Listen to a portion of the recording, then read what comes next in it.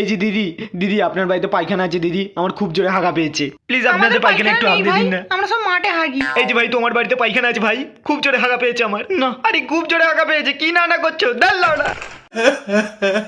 বলছি ভাই এখানে আশেপাশে কোনো পায়খানা আছে? না দাদা। তাহলে আপনার বাড়িতে বেশি না পৌঁছুইলে হাগতে পারলি হবে। আমার বাড়িতে পায়খানা নেই দাদা। শান্তির ছেলে।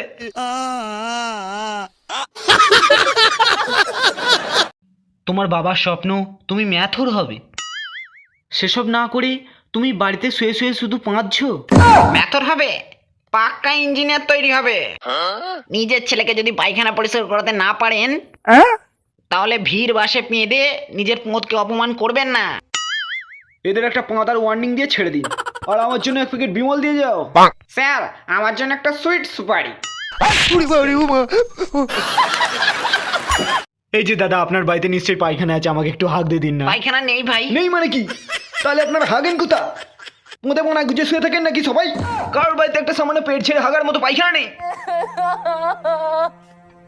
এই যে ভাই আপনার শুয়োরের পোঁদের মতো মুখটা দেখেই মনে হচ্ছে আপনার বাড়িতে পায়খানা আছে, একটু হাগ দিয়ে দিন না ভাই। হ্যাঁ আপনি ঠিকই ধরেছেন, তবে ও পায়খানা সবাই হেগে ভর্তি করে ফেলেছে। আপনি একটা কাজ করুন, একটা পলিথিন কিনে ওদের হেগে পাড়ে ফেলে দিয়ে।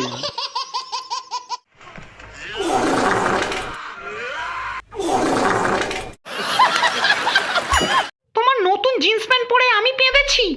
কে বলেছে সব বালের কথা? আমার অ্যাবসেন্সে যারা ছিলেন তারাই বলেছেন। যারা নয় জনি। ও ও ও একটা বাজে লোক, ওর মুখটাই কেমন বেকা বাড়া, ভাল লাগে না।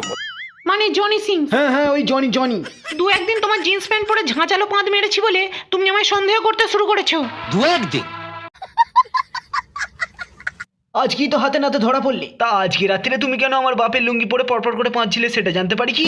শুনে রাখো, জীবনে আমি কখনো পাছা তুলে কাপড় খুলে পাঁদিও নি আর পাঁদবও না।